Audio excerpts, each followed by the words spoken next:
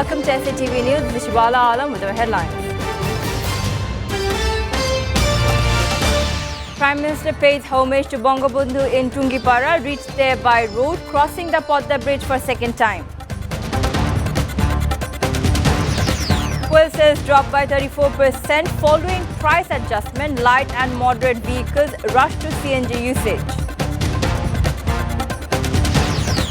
Default bank loan surged to record Dhaka 1.25 lakh crore. Jump reported amid Bangladesh Bank's recent moves. Prime Minister Sheikh Hasina on Friday paid rich tributes and offered prayers at the mausoleum of Father of the Nation Bangabandhu Sheikh Mujibur Rahman in Tungipara.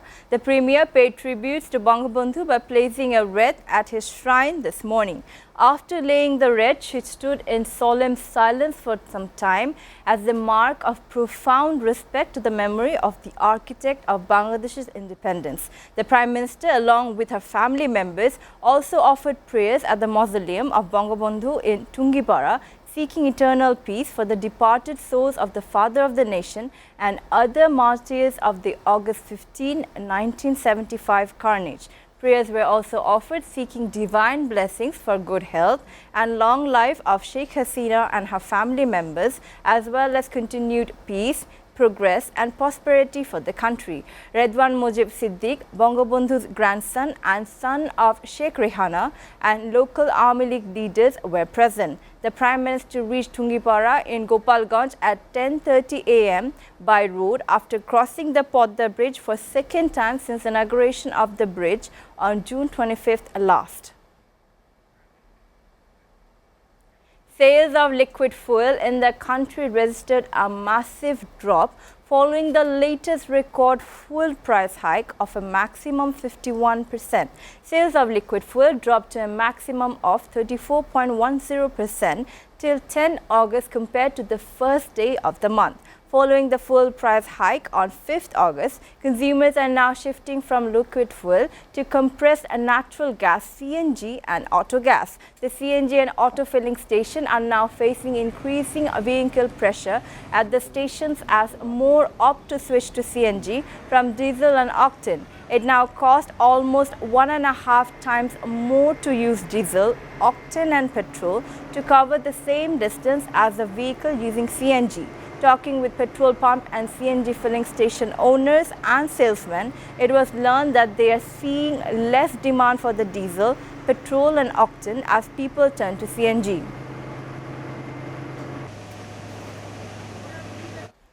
The amount of default bank loans in the country climbed a record of Dhaka 1.25 lakh crore, according to the latest data of Bangladesh Bank on Thursday. The jump was reported amid the central bank's recent move to relax the installments of it repaying the loans by the big borrowers. According to the provisional data of BB, the amount of default loans increased by Dhaka 11,818 crore during the April-June quarter, with classified loan totaling Dhaka 1.25 lakh crore. Banks have disbursed loans of Dhaka 13 lakh 98,592 crore till June 2022, of which Dhaka 1,25,258 crore is declared as being defaulted. It means 8.96% of loans have been made classified, which is the highest ever in the country.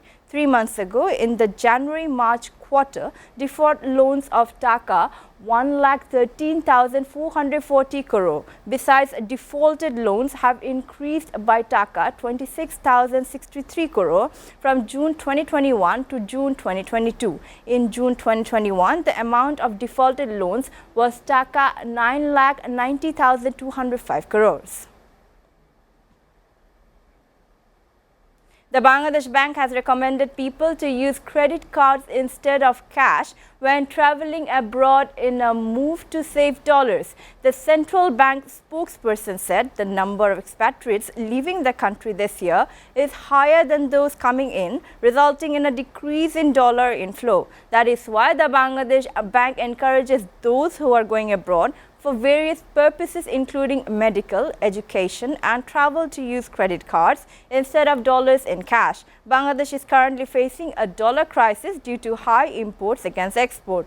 The government has taken various measures to curb imports. Mohammad Reza Al Karim alias Reza, the suspect who was arrested in a case filed over the murder of a female doctor Jannatul in Dhaka's Pantupot, killed her following argument over his affairs with several other women, RAB today said. Reza and Jannatul Naim Siddiq got into a relationship and married in October 2020 secretly and have stayed in different residential hotels several times, RAB said in a briefing today. When the victim came to know about her husband's extramarital affairs, she often tried to counsel him and got into arguments with him many times, RAB said. Following these incidents, Reza has been planning to kill Jannatul, and on August 10, he booked a room in family service apartment in the capital's Pantupot area. There they started arguing again, and at one stage, Reza stabbed Jannatul indiscriminately with a knife. RAB said Reza went into hiding after the murder, but yesterday RAB members arrested him from Chattogram. According to the RAB, Reza in primary interrogation gave statement about his involvement with the murder. Viewers are taking a short break. Please stay with us.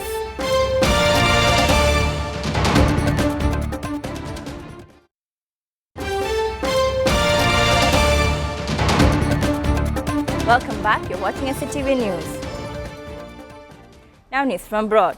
Thousands of Brazilians flocked to a law school Thursday in defense of the nation's democratic institutions, an event that carried echoes of a gathering nearly 45 years ago when citizens joined together at the same site to denounce the brutal military dictatorship. In 1977, the masses poured into the University of Sao Paulo's law school to listen to a reading of a letter to Brazilians, a manifesto calling for a prompt return of the rule of law. On Thursday, they heard declarations defending democracy and the country's election system, which President Jair Bolsonaro has repeatedly attacked ahead of his re-election bid. While the current manifestos don't specifically name Bolsonaro, they underscored the country's widespread concern that the far-right leader may follow in former U.S. President Donald Trump's footsteps and reject election results not in his favor in an attempt to cling to power. In Sao Paulo, drivers stuck in traffic know one of the main roads to the law school applauded and honked as marching students chanted pro-democracy slogans.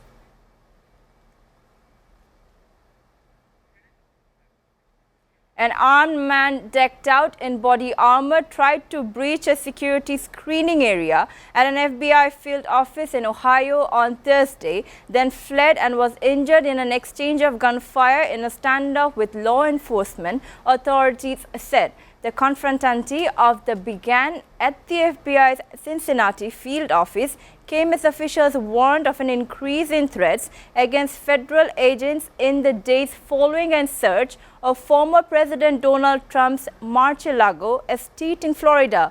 Federal officials said the man attempted to breach the visitor screening area at the FBI office and fled when agents confronted him. He was chased onto Interstate 71 as a shot was fired from his car, according to the Ohio State Highway Patrol.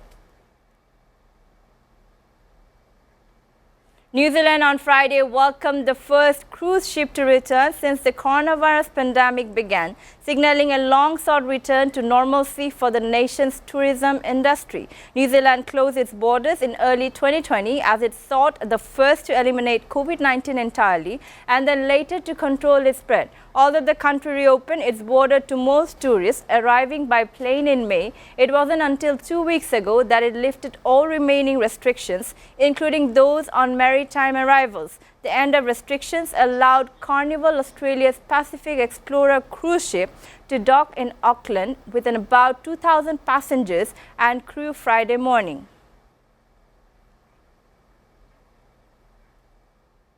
Antarctica's coastal glaciers are shedding icebergs more rapidly than nature can replenish the crumbling ice, doubling previous estimates of losses from the world's largest ice sheet over the past 25 years, a satellite analysis showed on yesterday. The first of its kind study, led by researchers at NASA's Jet Propulsion Laboratory near Los Angeles and published in the journal's Nature, raises new concern about how fast climate change is weakening Antarctica's floating ice shelves and accelerating the rise of global sea levels. The study's key finding was that the net loss of Antarctic ice from coastal glaciers chunks calving off into the ocean is nearly as great as the net amount of ice that scientists already knew was being lost due to thinning caused by the melting of ice shelves from below by warming seas. Now sports news. All-rounder Shakib Al Hasan cancelled his contract with Bet Winner News after the Bangladesh Cricket Board BCB took a stern position against his contract with the betting company brand. Shakib sent a letter confirming the cancellation of his contract with the company. BCB CEO Nisamuddin Chaudhary told reporters on Thursday. According to BCB's regulation, no cricketer can work for an organization that is involved in betting-related activities. Also, every player needs to take the permission of the board before partnering with an organization as an ambassador. But Shakib did not do so. Earlier, BCB President Nazmul Hasan Papon told the media that they have a zero-tolerance policy against betting and betting-related activities. Before ending, we'll go to the headlines again. Prime Minister pays homage to Bangabandhu in Tungipara, reached there by road, crossing the Podda Bridge for second time. Fuel sales dropped by 34% following price adjustment. Light and moderate vehicles rush to CNG usage. Default bank loan surged to record Dhaka 1.25 lakh crore. Jump reported amid Bangladesh Bank's recent move.